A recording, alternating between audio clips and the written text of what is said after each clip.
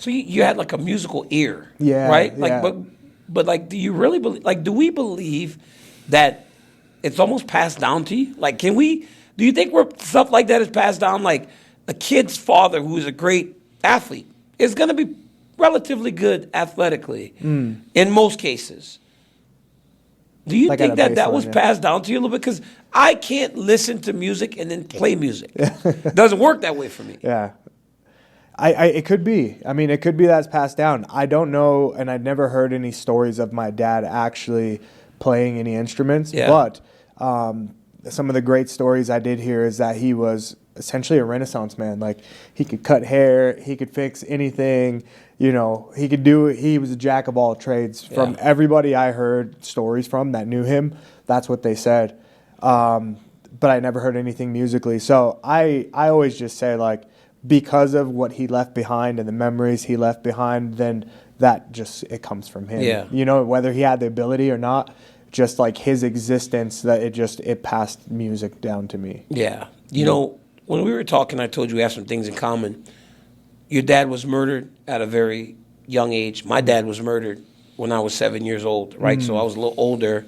But your dad passed when you were 2 years old. Mm-hmm. But you didn't find out why until you were a teenager, right? You thought he was sick. Yeah. And then you learned that he was murdered as a teen. Yeah. One, why so long before you found out? And two, how'd you process that? How'd you process that as a teenager, finding out that it was violent crime that got your dad? Because Khalil, as a black man, right, we learn early that there's a lot of violence in our community, right? And my father passed to violence, yours did also. How did you handle that? When I got to be around, I think it was around like 11. I think 11 was the age that my mom told me the truth. But up until 11, I mean, as we get older, we just get smarter, right? Or we just get a little bit more like tuned to things. And I just remember as I got older, before I turned 11, the thing that he like died from diabetes and stuff, like, it really just, I didn't believe it anymore. Really? Yeah, like, It didn't make sense to you. it just, not that it didn't make sense, it was just more just like how, like, when I was around, or if I asked questions about my dad, people's responses about how he died, it just didn't seem genuine. You know, like, when Okay, you're yeah, a you kid, can you feel can it. kind of sense, you know, bullshit when it's, Yeah. like, Yeah, kids for sure. can kind of, you know, so Yeah. I just knew that, but I never knew exactly what it was. But I always knew, like, maybe it was something else. They just don't want to tell me.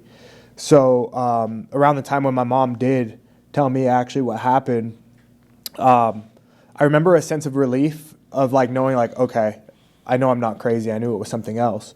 But then, like, when she told me that he was murdered, that to me, that's where, like, life really started to, like, hit for me. That's where, like, anger and pain and resentment and, you know what I mean, like, a hard look at life hit me at 11 because of that. Yeah. Because now I'm like, well, I know murder's real. I see it on TV, whatever, but it's like, to be directly affected by it, now it's like, okay, I don't have my dad because he was murdered.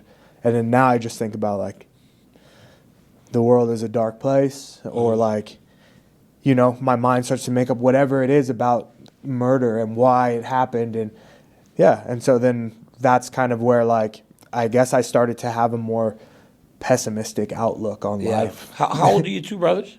My middle brother, Donovan, is 5 years older than me, and then David is, I believe, around 5 years older than him. So there's like a 10-year gap in total. They were old enough to understand. Yeah. Did you ever find out what happened? Yeah, I know the whole story, all the details, Who everything. told you? You know what? I knew the basis of what happened. He was on tour. You know, he was a well put together guy, and some guys went to his hotel to rob him. Essentially, is the story that I heard. Rob him, which turned into a fight, which turned into a gunfight in an elevator. So, like, I knew the baseline story, and then as I got older, I started to look more into, like, the actual, you know, what's like the court document? The report, the crime report. Yeah. Like all You've that. seen it. Yeah, I've seen it all. Yeah. And You so, seek that out for some sort of closure, or like, why did you seek that out? yeah, I mean, it's like I'm a curious guy, you know. I'm a curious guy. I like to explore.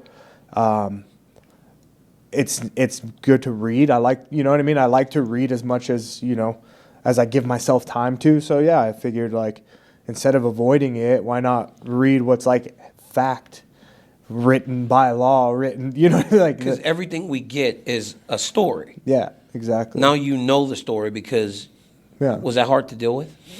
No, I actually feel like the more and more I look into things or just kind of put myself in that night, I think the more I'm at peace.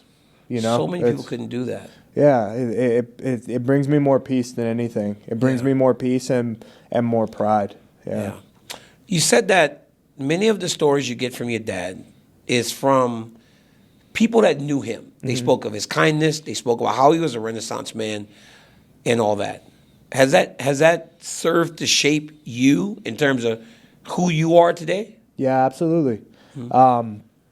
Everything from like the way I speak to the people I surround myself with, or the books I want to read, or you know, the plans that I have for my life and all that stuff is like a direct, you know, I'm directly impacted by just the stories that I heard of my dad. Yeah. So let me ask you this, all right? Because this is one thing that I didn't struggle with necessarily, but it always came up when people would speak to me about my father, right? When my father got killed, he was killed by the dad of his new wife, right? On Thanksgiving. And it was very sad for my mother because obviously it was the father of her children. But so many people spoke of him in such positive light. And I'm like, well, if everything was so positive, like, when will somebody speak to me truthfully? Because nobody's perfect, right? You and I both make mistakes. Yeah. And I'm pretty sure, I know my father wasn't perfect. My father was a womanizer. That was his has anyone ever had a real conversation? Like, has anybody ever said, did you ever go, because you're an intuitive guy, you ever go, well, tell me something that wasn't so bright and shiny about my father? Yeah, 100%. You have? My mother. And your mom was able to tell you those things? Yeah. And did you appreciate that? Yeah. Yeah, right? I actually did. Yeah, it gave me a perspective, man, on love.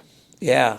You know what I mean? On relationship, on reality, of seeing like it kind of, for the longest time I, you know, idolized my father, and then my mom, you know, kind of tells me some stuff and I'm like, okay, like everybody's human. He was a man. Yeah. Like honestly, because we are taught as boys to put these men on the pedestal at times. And then you learn, well, but it doesn't change the love. Yeah. Right? Yeah.